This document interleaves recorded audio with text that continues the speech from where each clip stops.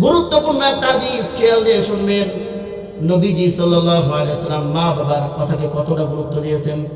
One তালক ইবনে আলী قال سمعت رسول الله صلى الله عليه وسلم من أدرك والديه عند الكبر أحدهما وأنا في صلاة العشاء وقد قرأت بها بفاتحة الكتاب الله أكبر নবীজি সাল্লাল্লাহু আলাইহি ওয়াসাল্লাম বলেন, আমি মুহাম্মদুর রাসূলুল্লাহ সাল্লাল্লাহু আলাইহি ওয়াসাল্লাম যখন আমার আপনার নবীজি নবুয়ত পাইছে তখন তার বাপ মা দুইজনই বাইসে ছিল। হ্যাঁ, যখন নবুয়ত পাইছে তখন বাপ মা বাইসে ছিল, মারা গেছে না? 40 বছর বয়স, তারপরে তো নবুয়ত পেল। তার বাপ মা মারা গেছে। নবীজি আফসোস করে বলতেছে যে আমি মুহাম্মদ যদি ঈশার নামাজে দাঁড়ায় যাই, قال سمعت رسول الله صلى الله عليه وسلم من أدرك والديه عند الكبر أحدهما وأنا في صلاة العشاء ঈশার নামাজে দাঁড়ায় যাই وقد قرأت بها بفاتحة الكتاب। খেয়াল করে বুঝবেন, ঈশার নামাজে দাঁড়ায় গেছি وقد قرأت بها بفاتحة الكتاب, এবং ঈশার নামাজে দাঁড়ায় যে আমি সূরা ফাতিহা পড়ে ফেলছি। কি করছি বলেন সবাই, আওয়াজ দিয়ে বলেন কি করছি? সূরা ফাতিহা পড়ে ফেলছি। যেই নামাজে আমি ঈশার নামাজে দাঁড়াইছি সূরা ফাতিহা পড়ছি, وقد قرأت بها بفاتحة الكتاب فناداها يا محمد। এমন সময় যদি আমার বাপ অথবা মা একজন আমাকে ডাক দেয়, ফানাদাহা ইয়া মুহাম্মদ, হে মুহাম্মদ তুমি এসো, আমি মুহাম্মদ সেই ঈশার নামাজে ছেড়ে দিয়া মা বাপের ডাকে সাড়া দিয়ে আমি মুহাম্মদ উপস্থিত হয়ে যাব। চিল্লায় বলেন সুবহানাল্লাহ। দেখছেন কতটা গুরুত্ব দিচ্ছে মা বাপের কথাকে, যে ঈশার নামাজ ছেড়ে দিও, মা বাপের ডাকে সাড়া দিতে হবে। সন্তান উপায় নেই, মা বাপের ডাকে সাড়া দিতে হবে। ইতিহাস থেকে ঘটনা শোনাই, একজন আবেদ ছিলেন, আবেদ, খুব আবেদ। আবেদ বলা হয় কাকে? যারা আলেম না কিন্তু খুব আমল করে, আল্লাহর কাছে অনেক প্রিয়, আল্লাহর অনেক আমল করে, তাদের বলা হয় কি বলেন? আবেদ। আল্লাহর কাছে অনেক প্রিয়, তাসবিহ তাহলিল কোরআন শরীফ নামাজ রোজা সব করে, কিন্তু আলেম হইতে পারে না। এমন একজন আবেদ খুব ইবাদত করে, জুরাইজ মাশাআল্লাহ ইবাদত করেন। একদিন জুরাইজ চিন্তা করলেন আমি তো অনেক ইবাদত করি, কিন্তু এই দুনিয়ার মানুষের সাথে উঠা বসা করলে অনেক সময় সুযোগ হয় না। একজন ডাক দেয় ব্যস্ত তো একটু ঘুরে আসি, না কয়ে পারে না, মানে একজন ডাক দিচ্ছে সে যাইতে, কিন্তু তার ইবাদত নষ্ট হয়ে যাচ্ছে। এবার জুরাইজ চিন্তা করলেন আমি এই সমাজের মধ্যে থাকবো না, আমি সমাজ থেকে একটু আড়াল হওয়ার চেষ্টা করব। জুরাইজ গাঠি গুট্টা নিয়ে মাকে বলেন, ওগো মা, আমি একটু আল্লাহর কাছে আরো বেশি প্রিয় হইতে চাই, এই যে গাঠি গুট্টা গুছাই দাও, আমি একটু আলাদাভাবে ইবাদত করতে চাই। মা কয় বাবা ঠিক আছে, যা তুই আলাদাভাবে আল্লাহর ইবাদত কর। মা আদেশ দিয়ে দিলেন। জুরাইজ গাঠি গুট্টা নিয়ে বাগানের মধ্যে চলে গেলেন, জঙ্গলে চলে গেলেন। জঙ্গলে চলে যাওয়ার পরে বন্ধুরা আমার, সেখানে তিনি কুটুর একটা ঘর বানালেন, ঝুপড়ি ঘর, ছোট্ট একটা ঘর বানালেন। সেখানে তিনি দিনে তিনি সারাদিন রোজা রাখেন, আর সারা রাত তিনি নফল নামাজে সারা রাতটা কাটায় দেন। দীর্ঘদিন যাবৎ জুরাইজ এত প্রিয় হয়ে গেছে মানুষের কাছে, মানুষ ভালো তরকারি রান্না জুরাইজের জন্য নিয়ে যায়। মানুষ প্রথম গাছের ফলটা জুরাইজকে দেয়। জুরাইজ সবার চোখে প্রিয় হয়ে গেছে, সব মানুষ দেখে জুরাইজ কারোর সাথে উঠা বসা করে না, খেলাধুলা করে না, কারোর কাছে কোনো আড্ডা দেয় না। জুরাইজ শুধু আল্লাহর ইবাদত করে, মানুষের কাছে প্রিয় হয়ে গেছে জুরাইজ। জুরাইজ শুধু আল্লাহর ইবাদত করে, আল্লাহর ইবাদত করে। জুরাইজ দিন রাত 24 ঘন্টা আল্লাহর হুকুমের মধ্যে পড়ে থাকে। জুরাইজ ঝুপড়ির মধ্যে পড়ে থাকে। ঘটনাক্রমে একদিন জুরাইজের মা মনে মনে চিন্তা করতেছেন আমার সন্তানের জন্য একটু পরাণ কান্দে, যে একটু সন্তানের সাথে দেখা করে আসি। জুরাইজ সন্তানের সাথে দেখা করতে গেলেন, যে জুরাইজকে ডাক দিচ্ছে, ও জুরাইজ বাবা, আমি তোমার মা আসছি, বাবা একটু দরজাটা খোল। জুরাইজ নফল নামাজে দাঁড়ায় আছে দীর্ঘ সময়। জুরাইজ যখন তার মার ডাক কানের মধ্যে গেল, জুরাইজ নফল নামাজ পড়তেছে, আর জুরাইজ নফল নামাজের মধ্যে চিন্তা করতেছে, আল্লাহ আমার মা পিছন দিয়ে ডাকে, আর আমি জুরাইজ তোমার হুকুম আদায় করতেছি তোমার কাছে প্রিয় হওয়ার জন্য। আল্লাহ আমি তোমার হুকুম ছাড়বো না, কিন্তু মার ডাকে সাড়া দিব না, আমি তোমার হুকুমকে বেশি প্রাধান্য দিলাম। জুরাইজ মনে মনে চিন্তা করে। দীর্ঘ সময় মা ডাকলো, জুরাইজ, ও জুরাইজ বাবা দরজা খোল, বাবা তোর মা আসছে তোর সাথে একটু দেখা করার জন্য। জুরাইজ দরজা খোলে না। জুরাইজ লং টাইম তিনি নফল নামাজ পড়তেছে। মা কষ্ট পেয়ে নিরাশ হয়ে বাড়ির মধ্যে ফিরে চলে গেলেন। বন্ধুরা আমার, বাড়ির মধ্যে চলে যাওয়ার পরে মা কয়েকদিন পর আবার জুরাইজকে দেখার জন্য আসতেছে। বুকটা ফেটে যায় কষ্টে। ওরে জুরাইজ, কেউ নাই তুই ছাড়া, আমার কোনো স্বামী নাই, কোনো সন্তান নাই, একমাত্র সন্তান জুরাইজ তুই আমার, তোকে দেখার জন্য কলিজা কাঁদে। জুরাইজ তার মা পরের দিন কয়েকদিন পরে জুরাইজকে ডাকার জন্য চলে গেল।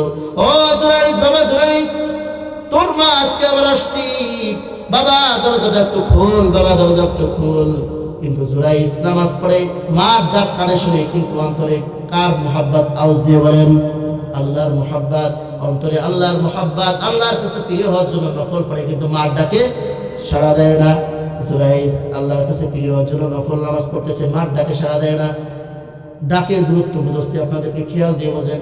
জুরাইজকে এবার দ্বিতীয় দিন আবার ডাক দিল, কিন্তু পেল না।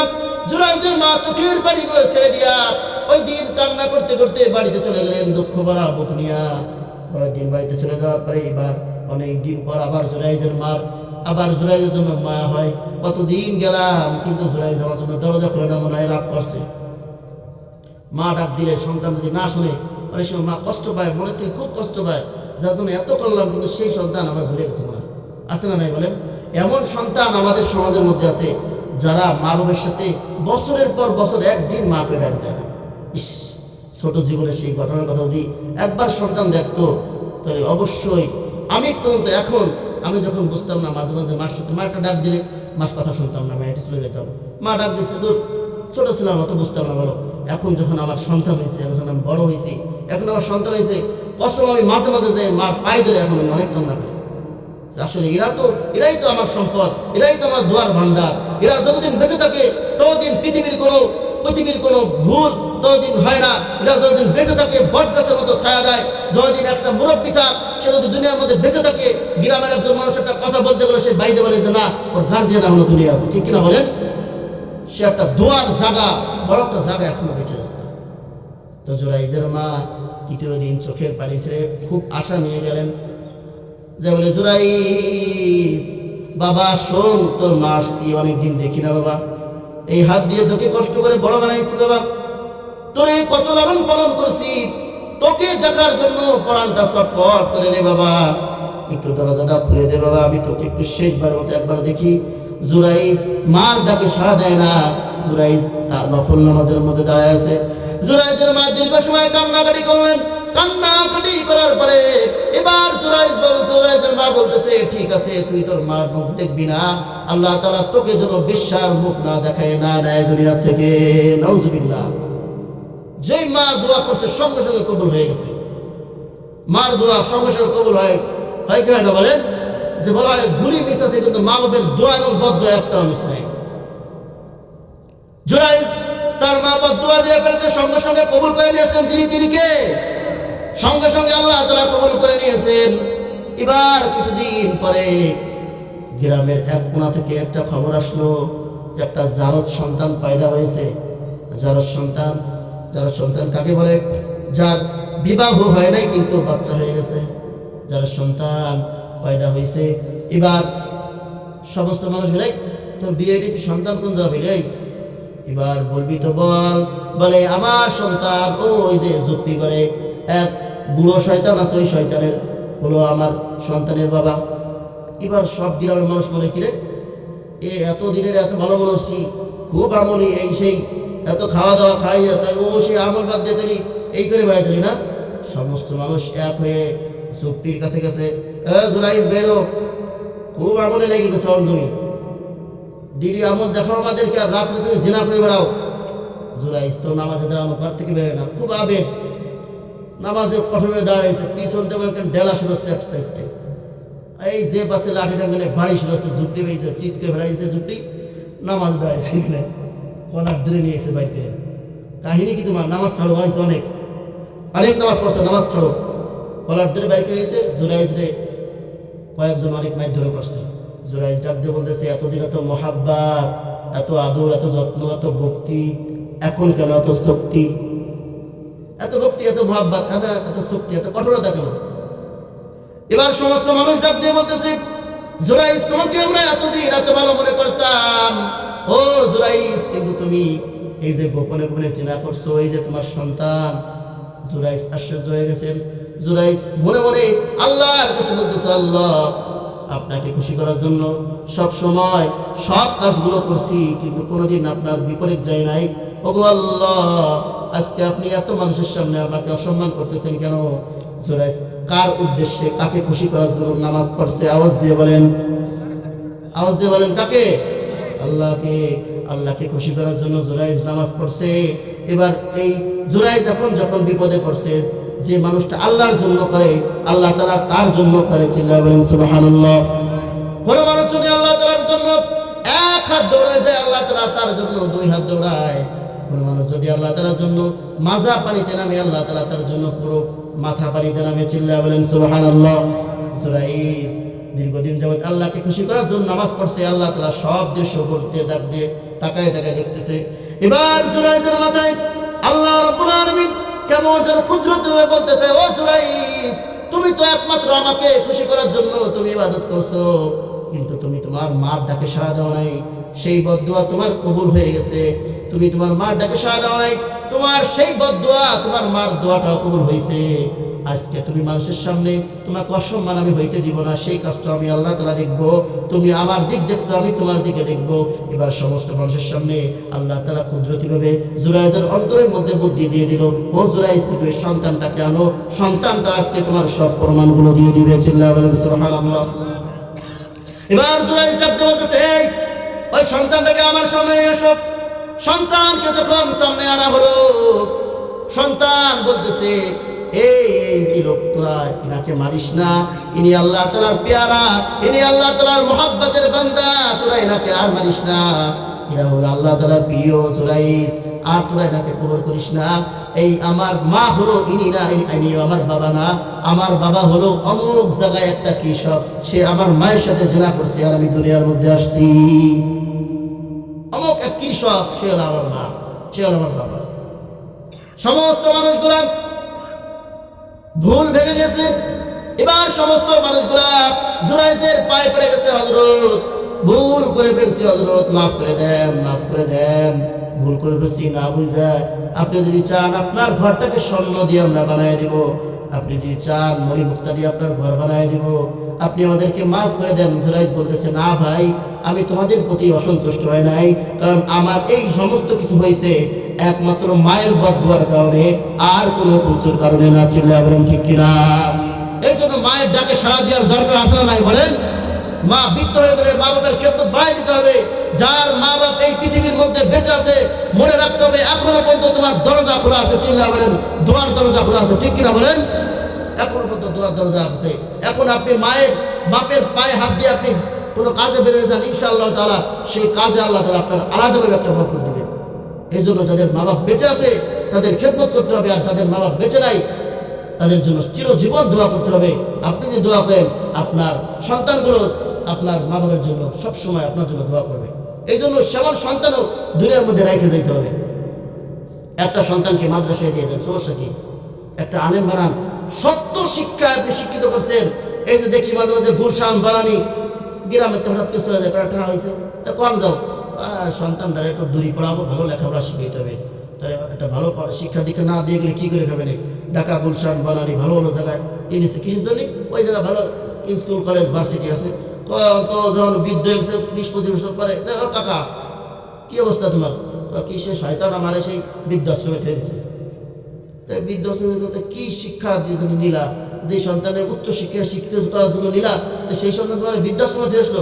তো শয়তানটা আমার আজকে বৃদ্ধাশ্রমে উঠেছে। এমন সন্তান আছে না নাই বলেন?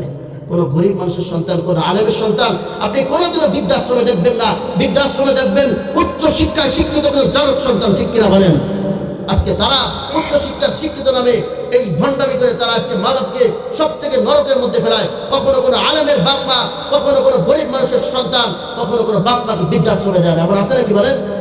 তারা বাপ মাকে সবসময় বুকে আসে, আগলায় রাখে। এই জন্য সন্তানদেরকে সেভাবে বানাইতে হবে। যেমন আমার মা বাবার খেদমত সবসময় করতে হবে। মা বাবা যতদিন বেঁচে থাকবে তাদের খেদমত করতে হবে। নবীজি সাল্লাল্লাহু আলাইহি ওয়াসাল্লাম বলেন, যে সন্তান তার বাপ মাকে এই দুনিয়ার মধ্যে পেল এবং তাদের খেদমত দ্বারা জান্নাতকে হাসিল করতে পারলো না, নবীজি সাল্লাল্লাহু আলাইহি ওয়াসাল্লাম বললেন ওই ব্যক্তিরা ধ্বংস হয়ে যাক, ধ্বংস হয়ে যাক, ধ্বংস হয়ে যাক। নাউজুবিল্লাহ। মা বাবার খেদমত করতে হবে সর্ব অবস্থায়, সর্বক্ষেত্রে, সর্ব অবস্থায় মা বাবার খেদমত করতে হবে। এবং স্ত্রীর কথায় মা বাপকে ভুলে যাওয়া যাবে না। আমাদের সমাজে এমন মানুষ আছে, স্ত্রী কথা বলছে, আগে একটা কথা আলোচনা হয়নি দৌড়ে যাগে স্ত্রী, হজরত স্ত্রী আছে, তার কাছে পরামর্শ নেয়, তার কাছে পরামর্শ ছাড়া তার জানে আব্বা অসুস্থ তো ওরা ঠা দিতে হবে, তা কি করা যায় কদি? তা কি স্ত্রী না তোমার? কার কথা বলেন? স্ত্রী হ তোমার ওই যে ওই ভাই আছে ওটা একটা না, তোমার তো দরদ খেয়ে স্ত্রী আবার ভালো একটা বুদ্ধি দিয়েছে, তা যাও দিবি তা আবার দেয় না। আরে তোমার বাপ মা জন্য তুমি করবা, তোমার সব বেতনের টাকার কথা তোমার বউকে বলা লাগবে কেন? তুমি গোপনে মার হাতে টাকা দাও, গোপনে মার হাতে কিছু টাকা পয়সা দিয়ে দাও, মার অন্তর খুশি তো আল্লাহ তাআলা খুশি, ঠিক কিনা বলেন? মার অন্তর খুশি তো আল্লাহ তাআলা খুশি, বাবার অন্তর খুশি তো আল্লাহ তাআলা খুশি। নবীজি সাল্লাল্লাহু আলাইহি ওয়াসাল্লাম বলতেছেন মা বাবার সন্তুষ্ট হলো আল্লাহ তাআলা সন্তুষ্ট, আর মা বাবার অসন্তুষ্ট হলো আল্লাহ তাআলা অসন্তুষ্ট। যারা মাকে সন্তুষ্ট করতে পারে আল্লাহ তাআলা তাদেরকে দুনিয়ার মধ্যে সন্তুষ্ট করবেন, আর যারা মা বাপকে অসন্তুষ্ট করবে আল্লাহ তাআলা তাদের জন্য জান্নাত ওয়াজিব করে দেবেন। এই জন্য যত আমল করো না কেন, যাই কিছু না করো না কেন, মা বাপকে সর্ব অবস্থায় খুশি রাখতে হবে। বলা হয় যে মা বাবার কথাকে, মা বাবার খেদমতকে কতটা গুরুত্ব দিতেন, যে এরকম ভাবে একজন লোক, তার নাম হলো মালিক হারুন বলখি, তিনি দীর্ঘদিন যাবৎ তিনি কাবার হজে চলে গেলেন। 40 বছর যাবৎ তিনি কাবার কালো গিলাফ ধরে কান্নাকাটি করে, কিন্তু 40 বছর হয়ে যায়, কোনোদিন তার একটা লাভবাহিক ধ্বনি আল্লাহ তাআলা কবুল করে না। আল্লাহ তাআলা গোপন ভাবে তাকে জানাই দিলেন, ও হারুন বলখি, 40 বছর কেন, তুমি যদি যত জীবন করো না কেন, আমি আল্লাহ তাআলা তোমার হজকে কবুল করব না। চমৎকার একটা ঘটনা সংক্ষেপে শেষ করে দিব। মালিক ইবনে দিনার 1 মাস যাবৎ স্বপ্নের মধ্যে দেখতেছেন যে এই হজের সফরের মধ্যে একজন লোক 40 বছর যাবৎ কাবার কালো গিলাফ ধরে কান্নাকাটি করে, কিন্তু আল্লাহ তাআলা তার একটা লাভবাহিক ধ্বনিকে কবুল করেন না। 40 বছর হয়ে যায়। এবার মালিক ইবনে দিনার রাহিমাহুল্লাহ তাআলা তাকে খোঁজ করার জন্য বের হয়ে গেলেন। লোকটা কোথায়, লোকটা কোথায়? তাকে তো দেখতে হবে, সেই লোকটা কি কি অপরাধ করছে তাকে জানতে হবে। এবার খোঁজ করার জন্য মালিক ইবনে দিনার তিনি চলে গেলেন, এদিকে সেদিকে খোঁজেন কিন্তু পায় না। তার চেহারাটা কিন্তু মালিক ইবনে দিনারের চোখের সামনে ভাসতেছে, স্বপ্নের যুগে নবীজি দেখাইছেন, চোখের সামনে ভাসতেছে। মালিক ইবনে দিনার রাহিমাহুল্লাহ তাআলা জাবালে কুবাইস পাহাড়ের পাশে চলে গেলেন। জাবালে কুবাইস পাহাড়ের পাশে চলে যাওয়ার পরে এবার মালিক ইবনে দিনার রাহিমাহুল্লাহ তাআলা তাকায় দেখেন একজন মানুষ চাদরের মধ্য থেকে একটা হাত মালিকের দরবারে তুলে দিয়ে কান্নাকাটি করতেছেন। মালিক ইবনে দিনার বলতেছে যে এত বেশি কান্নাকাটি করে, যে এত কান্নাকাটি করাওয়ালা মানুষ আমি দুনিয়ার মধ্যে আর একটা দেখি নাই, আমি এত কান্না করাওয়ালা মানুষ দেখি নাই। আমি ভাবলাম একটু সামনে আগায় যাই দেখি উনি কি বলে, কান্নাকাটি করে। এবার মালিকের কাছে বলে, মালিক এমন একটা পাপ করেছি গো আল্লাহ, এই পাপীর ক্ষমা কি আমার হবে না? ও গো আল্লাহ, আপনি আমাকে মাফ করে দেন, শুধু মাফ করে দেন। বারবার আল্লাহর কাছে শুধু মাফ চায়, তওবা করে আস্তাগফিরুল্লাহ রাব্বি, কিন্তু আল্লাহ তাআলা মাফ করে না। মালিক ইবনে দিনার রাহিমাহুল্লাহ তাআলা দীর্ঘ সময় দাঁড়িয়ে রইলেন। দীর্ঘ সময় দাঁড়িয়ে থাকার পরে মালিক ইবনে দিনার এবার কাশি দিলেন। কাশি দিলেন, কাশি দেওয়ার পরে এবার উনি বুঝতে পারছে পিছনে হয়তো কেউ আসছে। এবার হাতটা মোনাজাত শেষ করে দিলেন। শেষ করে দেওয়ার পরে এবার হারুন বলখি দেখি বলতেছে, মালিক ইবনে দিনার তুমি আসছো। হারুন বলখি তাকে চিনে ফেলছে, কারণ হারুন মালিক ইবনে দিনার তো প্রসিদ্ধ একজন আরেক বুজুর্গ ছিলেন। তো মালিক ইবনে দিনার রাহিমাহুল্লাহ তাআলা তাকে দেখে চিনে ফেললেন। এবার বলতেছে, ও মালিক ইবনে দিনার, আপনি আসছেন কেন? বলতেছে, আমি দীর্ঘদিন যাবৎ স্বপ্নের মধ্যে দেখলাম আপনি শুধু আল্লাহর কাছে কাবার কালো গিলাফ ধরে আপনি দোয়া করেন, কিন্তু আল্লাহ আপনার দোয়া কবুল করে না, মোনাজাত কবুল করে না। কাহিনী কি? কি এইসব কাহিনী বলা যাবে না? কি অনেক মানুষ, এর আগে হাজার হাজার মানুষ আমার কাছে জিজ্ঞেস করছিল, কিন্তু এই কাহিনী আমি কোনোদিন কারো কাছে বলি নাই। সব কিছু বুঝলাম, কিন্তু তোমার হাত আর একটা কো, তো কি হাতের কাহিনীও বলা যাবে না? কি আমার হাত একটা নাই, হাতের ভিতরে এত দুর্গন্ধ হয়ে গেছে, এত পচা গন্ধ হয়ে গেছে, যদি মানুষের সামনে এই হাতটা বের করে তাহলে গন্ধতে মানুষ তার পাশে ভিড়তে পারে না, টিকতে পারে না। এবার মালিক ইবনে দিনার রাহিমাহুল্লাহ তাআলা অনেক জোর জবরদস্তি করলেন, না আজকে ঘটনা খুলেই বলতে হবে। এবার হারুন বলকি দেখে আজকে আমার কোনো মাপ নাই। এবার হারুন বলকি দীর্ঘ সময় বাবা না চিন্তার পরে এবার বলতেছে, ঠিক আছে সব ঘটনা খুলে বলবো, তাহলে তুমি আমার সাথে একটু আড়ালে চলো। এবার দুইজনকে নিয়ে একটা খেজুর গাছের আড়ালে চলে গেলেন। এবার ঘটনা খোলা শুরু করলেন, বলতেছেন, ও মালিক ইবনে দিনার, আজকের থেকে আরো অনেক আগের ঘটনা। ও মালিক ইবনে দিনার, আমি একজন তাগড়া যুবক ছিলাম। কি ছিলাম বলেন? একজন তাগড়া যুবক ছিলাম। এবার আমি হঠাৎ করে আমি প্রতিদিন নেশা করে করে আমি ঘরের মধ্যে ঢুকতাম, আমি প্রতিদিন নেশা করতাম, আমি ঘরে ফিরে আসতাম, নেশা করে করে আমি রাত 12টা 1টার সময় আমি ঘরে ফিরে আসতাম। হঠাৎ করে ঘটনাক্রমে একদিন শাবান মাসের শেষ রাত, অর্থাৎ পরের দিন রমজান, হাজার হাজার মানুষ পরের দিন রোজা রাখবে। আমি ওই দিন আমি রাত 3টার দিকে বাড়ি ফিরলাম। আমার মা আমার জন্য বসে আছে, আমার সন্তান হারুন কখন বাড়ি আসবে। দেখবেন যারা ওই নেশাকর দিয়ে একটা সন্তান থাকে, মা বাপ কিন্তু তাদের ওই বকা জকা গালি গালাজ সবসময় করে না, তুই ভালো হস নাকি আল্লাহ তাআলা তোরে দেয় না, তুই ভালো এই সেই সব সময় তো বুঝোয়, মুরব্বীরা বুঝোয়, ভাই বিরাদার বুঝোয়, সবাই বুঝে, কিন্তু ওরা কি ফেরে কোন? ওকে আপনি হাজার ওয়াজ করবেন, ওরা খুব ভালো কথা কয়, ভারী মানে মিষ্টি কথা ওদের মুখ দিয়ে বেরোয়, কিন্তু ওই ওয়াজ যখন ওকে পিনি করে যায়, কিসের কি ওয়াজ, দৌড় তোর ওয়াজ টোয়াজ, ওরা ফাঁক দিয়ে দেখুন ওকে কাছড়াই ফিরে আসতেছে। তো হারুন বলকি বলতেছে যে মা আমাকে ওই দিন প্রচুর পরিমাণে গালাগালি শুরু করলো, মা আমাকে অনেক গালাগালি শুরু করে দিল। মা বলতেছে, ও আল্লাহ, আপনি আমার গর্ভে এমন একজন সন্তান দিলেন গো আল্লাহ, একটু পরে হাজার হাজার মানুষ তারা সেহরি খাবে, রোজা রাখবে, আর এমন একজন সন্তান দিলেন যে সন্তানটা মদ খেয়ে নেশা করে এখন এই 3টার সময় বাড়িতে আসছে। আল্লাহ গো, কোনোদিন কারো গর্ভে আপনি এমন সন্তান দিয়েন না। নেশা করে আসছে, মাথা গরম। এমন কথা শোনার পরে হারুন বলকি বলতেছে, আমার মাথা রাগে একবারে টকবক হয়ে গেছে। এবার হারুন বলকি বলতেছে যে, এই তুমি চুপ করো বুড়ি, এতই করো না। কিন্তু তার মা কথা শুনতেছে না, আরো বাড়াই বলতেছে। যখন বাড়াই বললো, রাগটা কেমন যেন টকবক করে উঠছে। এবার বলতেছে, আমি দৌড় দিয়ে গিয়া আমার মাকে সজোরে এমন একটা লাঠি মারছি, একটা লাঠি কি আমার মা উড়ে যে দেওয়ালের সাথে পড়ে টাস করে মাথাটা ফেলে গেল। চিল্লা বলেন নাউজুবিল্লাহ। এমন জোরে একটা লাথি মারছি, মা দেওয়ালের সাথে বাড়ি খেয়ে মাথাটা টাস করে ফেটে গেল, রক্তগুলো ফিঙ্কি দিয়ে উঠছে। বলতেছে, আমি নেশার ঘুরের মধ্যে আছি, তো টের পাচ্ছি না। এরপরে আমার মা মাথাটা ফেটে যাওয়ার সাথে রাগ দিয়ে বলতেছে, ও গো মালিক, এমন একটা সন্তান আপনি আমার দিলেন গো আল্লাহ, আজকে হাজার হাজার মানুষ রোজা রাখবে, কিন্তু আপনি এমন একটা মাতাল সন্তান আপনি আমাকে দিলেন, যেই সন্তান যাকে আমি এত কষ্ট করে বড় বানাইছি, যেই হাতগুলো আমি ছোট করে তেল দিয়ে দিয়ে ছোট ছোট হাতগুলো ছিল, আমি তেল দিয়ে আদর করে দিতাম।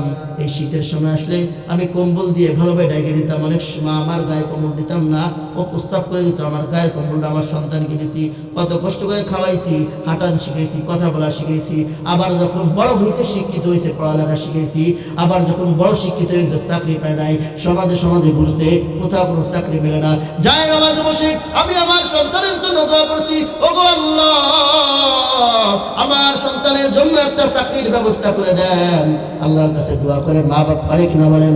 আল্লাহর কাছে দোয়া করে হয়ে গেছে কেন?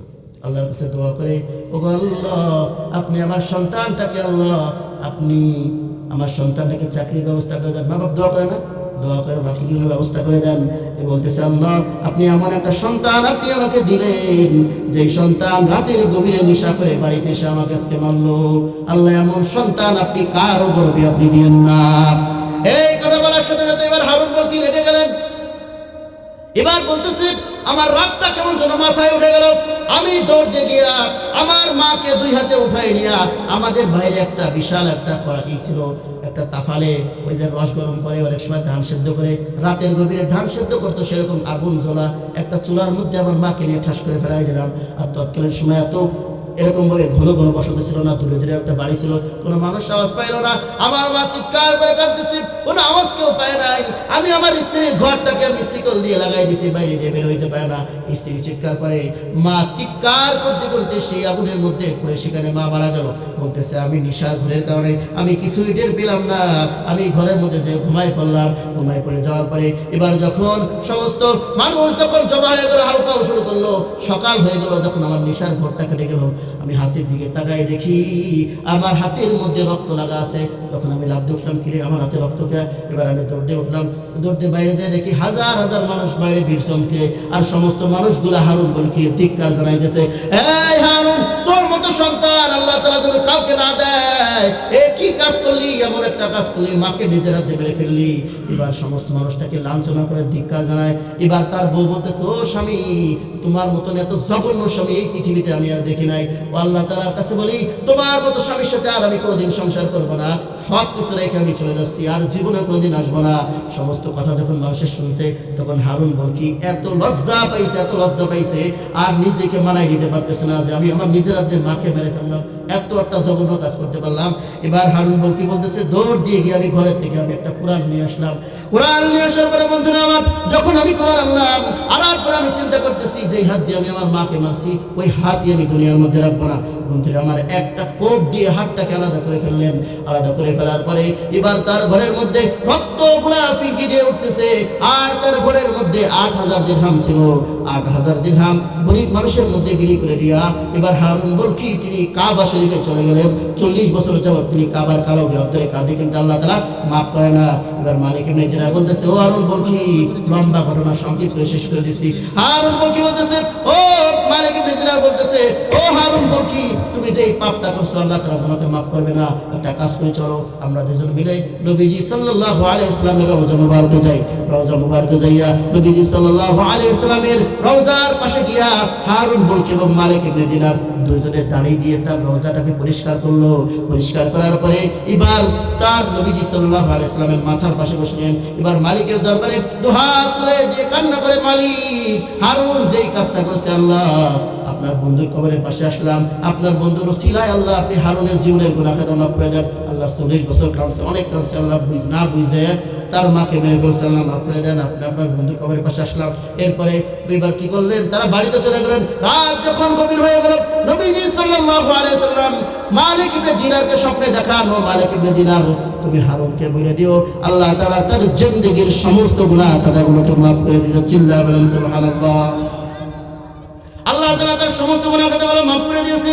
এবং কাল কিয়ামতের কঠিন দিনে যখন ফেরেশতারা হারুন বলকির হাত দুটে এরকম শিকল দিয়ে বাঁধা থাকবে, জাহান্নামের দিকে টানা শুরু করবে, আর তার মা এই দৃশ্যগুলো তাকায় তাকায় দেখবে, আল্লাহ তাআলা এমন সময় তার মায়ের মধ্যে আল্লাহ তাআলা ভালোবাসা পয়দা করে দিবেন। তার মা চিৎকার দিয়ে ডাকতে বলবে, আল্লাহ আপনি আমার সন্তান হারুনের জিন্দেগীর গুনাহ মাফ করে দিয়ে জান্নাতি বানায় দেন। আল্লাহ তাআলা সঙ্গে সঙ্গে তার ফয়সালা জান্নাত করে দিবে। চিল্লায়া বলেন সুবহানাল্লাহ। এই জন্য মা বাবার খিদমত করা দরকার আছে না নাই বলেন? আল্লাহ তাআলা যাদের মা বাবা বেঁচে আছে তাদের খিদমত করার তৌফিক দান করুক, জান্নাত হাসিল করার তৌফিক দান করুক। আর যাদের মা বাবা বেঁচে নাই তাদের জন্য আল্লাহ তাআলা সব সময় দোয়ার হাতকে উঁচু করার তৌফিক দান করুক। আমিন। ওয়া আখিরু দাওয়ানা আলহামদুলিল্লাহি রাব্বিল আলামিন। নামাজের সময় হয়ে গেছে, আমরা সকলেই নামাজের জন্য প্রস্তুত হই। জামাত এখানেই হবে, এখানে জামাত হবে।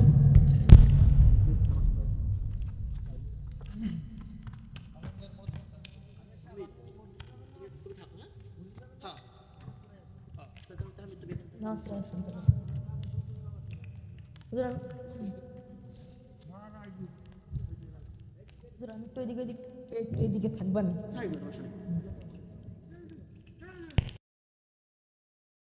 আল্লাহর প্রেম ছাড়াই দুনিয়ায় কারো কাছে কোনো কিছু চাই না। যাদের হৃদয়ে আছে আল্লাহর ভয়, তারা কবু পথ ভুলে যায় না। আল্লাহর প্রেম ছাড়াই দুনিয়ায় কারো কাছে কোনো কিছু চাই না। আধারাতে যারা সিজদাতে রয়, দু চোখের স্রোতে নদী যায়। ছলনার হাত ছানি যতই আসুক পিছনে ফিরেও তাকাই না। যাদের হৃদয় আছে আল্লাহর ভয় তারা কবু পথ ভুলে যায় না। ঠিক কিনা বলেন? যাদের অন্তরে আল্লাহ তাআলার ভয় থাকবে তারা এই পৃথিবীর কোনো টাকাওয়ালা, পৃথিবীর কোনো পয়সাওয়ালা, পৃথিবীর কোনো শক্তিকে ওই সমস্ত ইমানদাররা কখনোই প্রভাব করে না। চিল্লায় বলেন ঠিক কিনা? কোন একদিন এদেশের আকাশে কালেমার পতাকা দুলবে, সেদিন সবাই খোদাই বিধান পে দুঃখ বেদনা ভুলবে। কোন একদিন এদেশের আকাশে কালেমার পতাকা দুলবে, সেদিন সবাই খোদাই বিধান পে দুঃখ বেদনা ভুলবে। চিল্লা বলেন ঠিক কিনা? যেই দেশে কালিমার পথা চালু হয়ে যাবে, যেই দেশে কালিমার পথা কালিমার প্রচলন চালু হয়ে যাবে, সেই দেশটাকে শান্তি দিয়ে ভরে দিবেন যিনি তিনি হলেন কে? আজকে আমাদের বাংলাদেশের মধ্যে অসংখ্য দল, অসংখ্য জনগোষ্ঠী আমার ইমানকে নষ্ট করার জন্য তারা সর্বদা নিরলসভাবে কাজ করে যাচ্ছে। আজকে আমার বাংলার জমিনের মধ্যে মুসলমানদের ইমানকে নষ্ট করার জন্য অসংখ্য ভণ্ডপীঠ, অসংখ্য ভণ্ড বাজার আজকে সর্বদা তারা মুসলমানদের ইমানকে নষ্ট করার জন্য তারা নিরলসভাবে কাজ করে যাচ্ছে। চিল্লায় বলেন ঠিক কিনা? আজকের এই মাহফিল থেকে আমি ওই সমস্ত ভণ্ডপীঠদেরকে, ওই সমস্ত ভণ্ড মাজারদেরকে আমি স্পষ্ট ভাষায় জানাই দিচ্ছি, আমার এই বাংলার জমিনের মধ্যে ৯৫% মুসলমান রয়েছে। আমার এই বাংলার জমিনের মধ্যে হাজার হাজার মসজিদ রয়েছে। আমার এই বাংলার জমিনের মধ্যে যত মসজিদ আছে পৃথিবীর অন্য কোথাও এত মসজিদ নাই। আমার এই বাংলার জমিনের মধ্যে যতগুলো মাদ্রাসা রয়েছে বিশ্বের অন্য কোথাও এত মাদ্রাসা নাই। আমার এই বাংলার জমিনের মধ্যে যত হাফেজে কোরআন রয়েছে বিশ্বের অন্য কোথাও এত হাফেজে কোরআন নাই।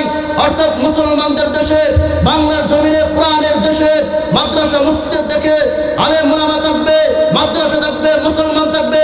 তাদের ইমানকে যারা নষ্ট করতে যাবে ওই সমস্ত কুলঙ্গারদেরকে বাংলার জমিন থেকে জুতা পিটা করে বের করে দিতে হবে। চিল্লায় বলেন ঠিক কিনা?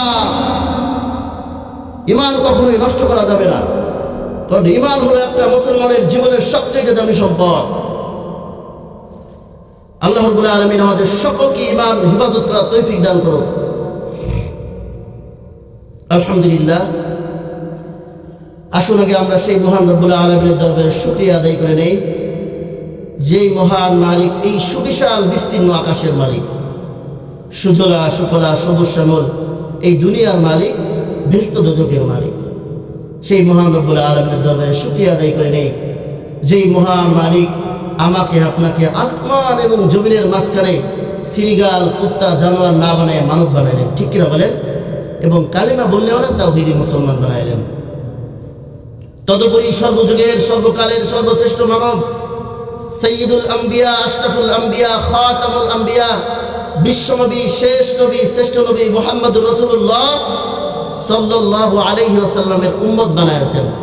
যে বলা হয় যে শেষ নবীর উম্মত হলেই যে ভালো কাজের মধ্যে অংশগ্রহণ করা যায়, বিষয়টা কিন্তু এমন না। ভালো কাজের মধ্যে অংশগ্রহণ করতে হলে একটা তাকদীরের প্রয়োজন আছে, একটা ভাগ্যের প্রয়োজন আছে। আর তাই যদি না হতো, দেখেন আজকের এই মাহফিলের পোস্টার মাইকে দেখছে, শুনছে হাজারো লাখো জনতা। ঠিক কিনা বলেন? কিন্তু সকলেই কিন্তু এখানে উপস্থিত হতে পারে নাই। এমন মানুষ দেখবেন যারা আছে, তারা এই গ্রামের মধ্যে, এই মাহফিলের আশপাশে, তারা দেখবেন আল্লাহ তাআলা তাদের ওই অন্তরটাকে এমনভাবে মোহর মেরে দিছে যে আজকে একটা কোরআনের মাহফিল, সব দিন তো হয় না, তাই না? একটা দিন কোরআনের মাহফিল হচ্ছে, দেখবেন ওই সমস্ত মানুষগুলো আল্লাহ থেকে এমনটাই গাফেল হয়েছে যে আজকের এই দিনেও তারা এই কোরআনের মজমায় আসবে না।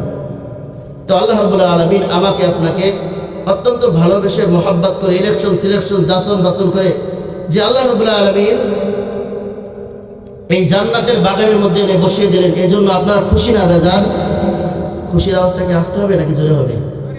দেখেন কত মানুষের আওয়াজ আল্লাহ তাআলা চিরতরে বন্ধ করে দিয়েছেন।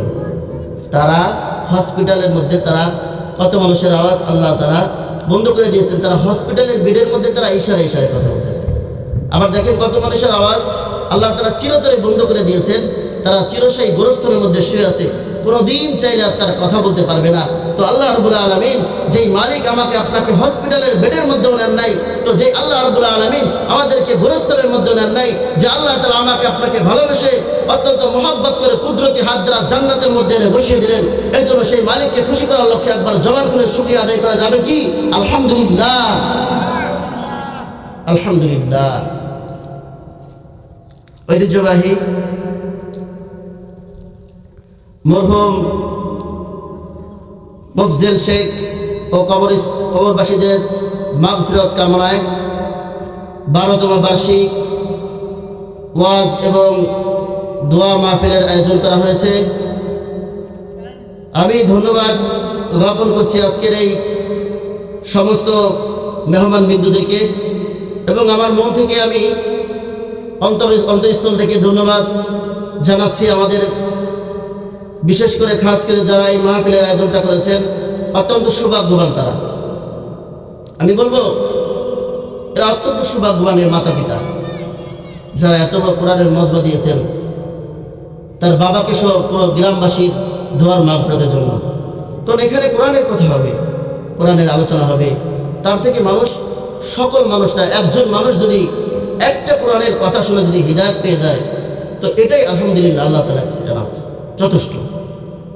তো ওই সমস্ত ভাইদেরকে আমি শুকরিয়া আদায় করি যারা আজকে তার বাবার জন্য মাহফিলের আয়োজন করেছেন এবং গ্রামবাসীর দোয়ার মাগফিরাতের জন্য আয়োজন করেছেন। আল্লাহ রাব্বুল আলামিন তাদের মনের নেক মাকসাদকে আল্লাহ তাআলা কবুল করে সকল বলে আমিন। এবং আল্লাহ রাব্বুল আলামিন তারা যতদিন এই দুনিয়ায় বেঁচে থাকবে, আল্লাহ রাব্বুল আলামিন মা বাবা সকলের জন্য যেন এইভাবে ভালো কাজ, এইভাবেই আল্লাহ রাব্বুল আলামিনের কাজগুলোকে, মা বাবার জন্য দোয়ার হাতগুলোকে আল্লাহ তাআলা সারা জীবন বাড়িয়ে দেওয়ার তৌফিক দান করে আমিন। আমি আপনাদের খিদমতে পবিত্র কালামুল্লাহ থেকে একটি আয়াত তিলাওয়াত করেছি এবং রাসূল সাল্লাল্লাহু আলাইহি সাল্লামের অবনীত হাদিস থেকে একটি হাদিস তিলাওয়াত করেছি। আল্লাহ রাব্বুল আলামিন যদি চান এই আয়াত এবং হাদিসের আলোকে আপনাদের খিদমতে কয়েকটা কথা বলে শেষ করে দেব ইনশাআল্লাহ।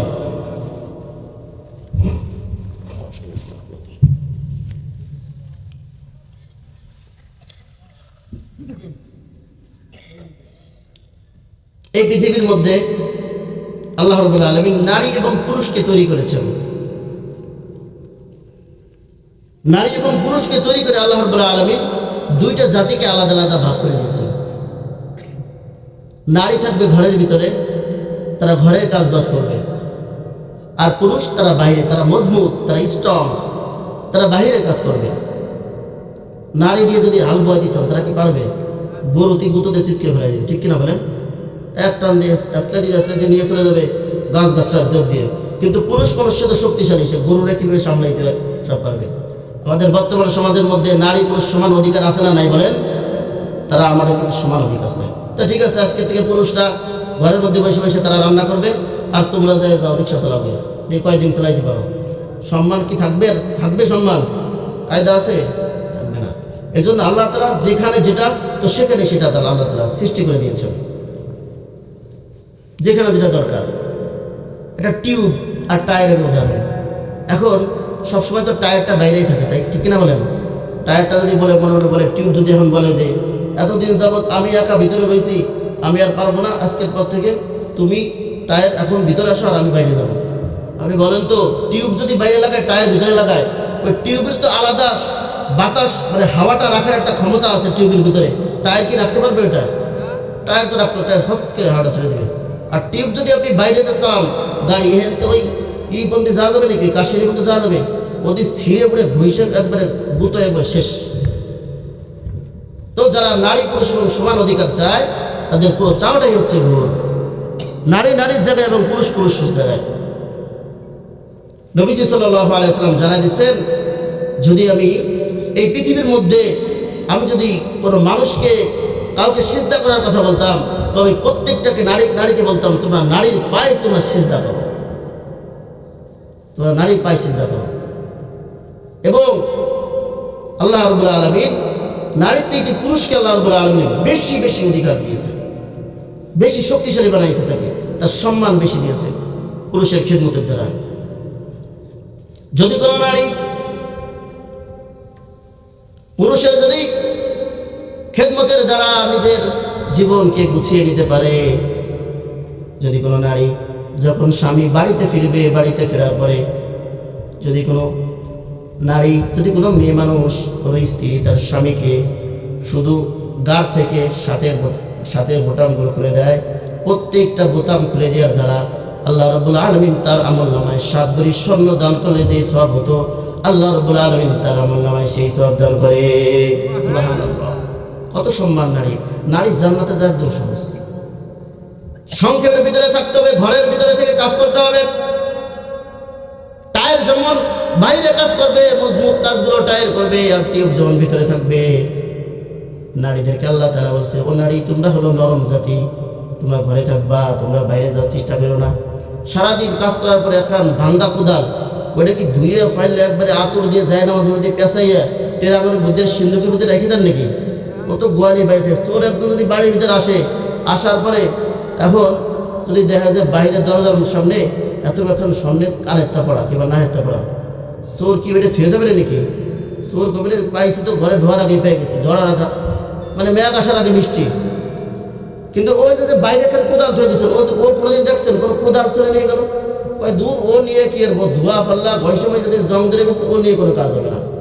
তো নারীরা হচ্ছে স্বর্ণ অলঙ্কারের মতো, তারা ঘরে থাকবে, তারা ঘরের মধ্যে কাজ করবে, স্বামীর খেদমত করবে, স্বামীর হিফাজত করবে, নামাজ কালাম পড়বে। আল্লাহ রাব্বুল আলামিন এতটুকু এনাফ। আল্লাহ রাব্বুল আলামিন তাদের জন্য জান্নাতকে ফিট করে দিয়েছেন। কোন নারী যদি তার স্বামী ঘরে আসার পরে তার স্বামীর মাথায় যদি এরকম একটু শুধু হাত দিয়ে যদি এরকম হাতগুলো বোলায় দেয়, বলে যতবার হাত আপ ডাউন হবে আল্লাহ রাব্বুল আলামিন তার আমলনামায় 7 ভরি স্বর্ণ আল্লাহর রাস্তায় দান করার সওয়াব দিয়ে দিবেন। জোরে জোরে সুবহানাল্লাহ। কত সহজ করে দিয়েছেন নারীদেরকে। হযরত মা ফাতেমা এবং তার স্বামী হলো আলী রাদিয়াল্লাহু তাআলা আনহু রাতের গভীর, মনোযোগ সহকারে শুনেন, রাতের গভীর দুইজন রাতের গভীরে শুয়ে আছে। আলী রাদিয়াল্লাহু তাআলা আনহু স্বামীকে পাশে রেখে শুয়ে আছে, আলী রাদিয়াল্লাহু তাআলা আনহু স্ত্রীকে পাশে নিয়ে শুয়ে আছেন। হঠাৎ রাতের গভীরে আলী রাদিয়াল্লাহু তাআলা আনহু বললেন, ও আমার প্রাণের স্ত্রী, আমাকে একটু পানি দেন। আলী রাদিয়াল্লাহু তাআলা ঘুমের মধ্যে বলছে না, কি বলছে টের পায় নাই, বলছে আমাকে একটু পানি দেন। একবার বলছে আমাকে একটু পানি দেন, আমাকে একটু পানি দাও। স্ত্রীকে বলছে দাও, বলছে একটু পানি দাও। তো হঠাৎ ফাতেমা রাদিয়াল্লাহু তাআলা আনহু ঘুম ভেঙে গেল, দৌড় দিয়ে পানি নিয়ে আসছে। এসে দেখে আলী রাদিয়াল্লাহু তাআলা ঘুমানো। এখন ফাতেমা চিন্তা করতেছে, এটা কি ঘুমের মাথায় বলো নাকি জায়গে বইলে আবার ঘুমাই গেল, চিন্তা করতেছে। এবার ফাতেমা চিন্তা করতেছে ঘুমের মাথায় বললো নাকি জেগে বললো, বুঝলাম না। পানি চাইলো, কিন্তু পানি চাই আবার ঘুমাই গেল। এখন আমি ডাক দেবো না কি করবো, চিন্তা ভাবনা করতেছে, কিন্তু ডাক দেয় না। ডাক দিলে যদি আবার কষ্ট হয়, যেন ডাক দেয় না, সারাদিন কষ্ট করে আসছে, এখন ডাক দিয়ে ঘুম ভাঙলো আবার কষ্ট হবে। লোকটা ডাক দিল না, ডাক না দিয়া এবার পানির গিলাসটা হাতে করে নিয়ে সারা রাত জেগে আছে। বন্ধুরে আমার, সারা রাত জেগে থাকার পরে সকাল যখন হয়ে গেল, এবার যখন বিলালের আজান মসজিদ থেকে ভেসে আসে, বিলালের আজান মসজিদ থেকে ভেসে আসলো, এবার সঙ্গে সঙ্গে আলী রাদিয়াল্লাহু তাআলা ঘুম থেকে উঠে গেলেন। ঘুম থেকে উঠে যাওয়ার পরে এবার তাকায় দেখে ফাতেমা গিলাস হাতে করে নিয়ে মসজিদের পাশে দাঁড়ায় আছে। এবার আলী রাদিয়াল্লাহু তাআলা লাফ দিয়ে উঠে গেছে, ফাতেমা কি অবস্থা, তুমি গিলাস নিয়ে হাতে দাঁড়ানো কেন? বলে, ও স্বামী, আপনি আমার কাছে পানি চাইছিলেন, পানি রাতের গভীরে আপনি আমার কাছে পানি চাইছিলেন স্বামী, কিন্তু পানি চাওয়ার পরে দেখি আপনি ঘুমায় গেছেন। আপনাকে আমি ডাক দিই না স্বামী, আপনি কষ্ট পাবেন, আপনাকে আমি ডাক দিই না, এই জন্য আমি পাশে গিলাসটি দাঁড়ায় আছি। যদি আপনি আবার রাতের পানি চান, আর যদি পানিটা এনে দিতে কষ্ট হয় স্বামী, আপনার কষ্ট হবে। এই জন্য আমি ফাতেমা চাই নাই আপনার কষ্ট হোক, আমি স্বামী পানির গলিষ্ঠ পাশে নিয়ে দাঁড়ায় আছি। এবার তার স্বামী এই জিনিসটা দেখে এতটা খুশি হয়েছে, খুশি শুধু হয় নাই, খুশি সাথে আমার ভয়ও পাইছে যে এত সম্মানিত জিনিস, এত সম্মানিত স্ত্রী আমার, যার বাপ হলো সরকারের দু আলম, কায়নাতের দু আলম, উভয় জাহানের বাদশাহ হযরত মুহাম্মদুর রাসূলুল্লাহ সাল্লাল্লাহু আলাইহি ওয়াসাল্লাম, যার গর্ভে হাসান হোসেন জন্মগ্রহণ করছে। এবার আলী রাদিয়াল্লাহু তাআলা কিছুটা ভয় পেয়ে গেলেন।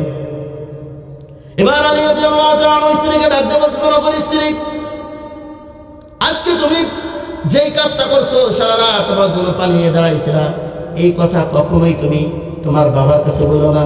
তার বাবাকে বলেন তো, বলেন মুহাম্মদ সাল্লাল্লাহু আলাইহি ওয়াসাল্লাম কইছে আজকে রাত্রে যা হয়েছে হয়েছে, এগুলো কোনোদিন কারো কাছে বলো না। এবার ফাতেমা বলতেছে, আপনি কি বলেন এটা? আপনার জন্য আমি খেদমত করছি, এক গ্লাস পানি নিয়ে দাঁড়াইছি, এটা বলার কি আছে? কি না, তারপর আমার ভয় লাগে যদি শোনে আজকে সারা রাত তোমাকে আমি কষ্ট দিছি, তাহলে মুহাম্মদ সাল্লাল্লাহু আলাইহি ওয়াসাল্লাম কিভাবে কষ্ট পাবে? এই জন্য, কারণ তোমার মা নাই, তুমি এতিম, তোমার মা চলে গেছে। এবার ফাতেমা ডাকতে বলতেছে, ওগো প্রাণের স্বামী, দীর্ঘদিন যাবত একসাথে সংসার করলাম, তোমার খেদমত সাধারণ একটা রাত, তোমার একটা গ্লাস পানি নিয়ে রাত ধরে দাঁড়ায় থাকলাম, এটা সাধারণ আর কি? আর আমার মা বৃদ্ধ হয়ে গেছে, আমার বাবার জন্য সেই দূর দূরান্তে পাড়ি দিয়া বিশাল বড় পাহাড়, যারা হজে গেছেন দেখছেন, সেই তায়েফের পাহাড়, উহুদ পাহাড়ে, সেই তায়েফের পাহাড়ে যাইয়া আমার মা প্রতিদিন আমার বাবার জন্য খাবার নিয়ে যেত। আমার মা খাবার নিত, আমি সেখান থেকে শিক্ষা গ্রহণ করছি। ও বন্ধু আমার, মা যদি ভালো হয় তার সন্তান ভালো হবে, এটাই স্বাভাবিক কিনা বলেন? মা তার বাপের খেদমত করছে, সন্তানও সেখান থেকে খেদমত শিখছে। এবার সব মিলে আলী রাদিয়াল্লাহু তাআলা, ঠিক আছে বুঝতে পারছি সব কিছু, কিন্তু ফাতেমা তুমি তোমার বাপকে বলো না এই ঘটনাটা। ঠিক আছে, কসম কোনোদিনও বলবো না।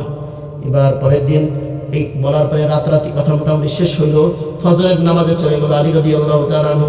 চলে যাওয়ার পরে আলী রাদিয়াল্লাহু তাআলা মনের ভিতরে একটা ভয় হয়েছে, বিটি মানুষ তো বইলেও দিতে পারে, পাওয়া যায় না, তো চিন্তা করতেছে কি করা যায়। এবার আলী রাদিয়াল্লাহু তাআলা আনহু এক ভাই চিন্তা করতেছে, যদি ফাতেমা না করলে, কিন্তু যদি আল্লাহ তাআলা রাসূলকে কয়ে দেয় তো তার এক বেকায়দা করে দেবে। এই চিন্তা করতেছে, নামাজে যে দাঁড়াইছে, নামাজে দাঁড়ার পরে প্রতিদিন সমস্ত সাহাবায়ে কেরামরা ওই মেম্বারের সামনে এসে বসে রাসূল সাল্লাল্লাহু আলাইহি ওয়াসাল্লামের কথাগুলো শুনতেন। তো আলী রাদিয়াল্লাহু তাআলা নামাজ শেষ হওয়ার সাথে সাথে ওই দিন মনে করেন আগে ভাগে দিয়েছে দৌড়। অন্য অন্য সাহাবায়ে কেরামরা কি রে, আলী রাদিয়াল্লাহু তাআলা দৌড় দেখে, তো আলী রাদিয়াল্লাহু তাআলা মনে করেন মোটামুটি ভালো করে দৌড় দিয়ে বাড়ি চলে গেছে। বাড়ি যায় বসে রয়েছে। আলী রাদিয়াল্লাহু তাআলা চালাক মানুষ, চিন্তা করতেছে ওই দিক দিয়ে আল্লাহ জানাই দিল নাকি, তাই তো আমার বাড়ি আসবে না, আমার খুঁজে, তাই তো বেকায়দায় পড়ে যাওয়া নেই। তো আলী রাদিয়াল্লাহু তাআলা ঘরে বসে হালকা দিচ্ছে, তাকায় দরজার দিকে, ওরা ভিলে আসে নাকি। হঠাৎ আলী রাদিয়াল্লাহু তাআলা ঘরে চলে গেলেন। ঘরে চলে যাওয়ার পরে আপনারা যারা মসজিদে নববীতে গেছেন দেখবেন একটা পাশে একটা দরজা আছে, দরজায় বাবে জিব্রাইল, এই যে আমাদের হাজী সাহেব আছেন, আরো কে কে আছেন জানি না, ওই যে আমাদের আরেকজন হাজী সাহেব আছেন, আমাদের কাকা, বাবে জিব্রাইল একটা দরজা আছে না, আছে না, এটা জিব্রাইল আছে, বাবে জিব্রাইল একটা দরজা আছে। হঠাৎ নবীজি সাল্লাল্লাহু আলাইহি ওয়াসাল্লাম সাহাবাদেরকে নিয়ে আপনারা যেভাবে বসছেন এরকম বসে কথা শোনার জন্য আসতে, নবীজি সাল্লাল্লাহু আলাইহি ওয়াসাল্লাম মেম্বারের মধ্যে বসে যান।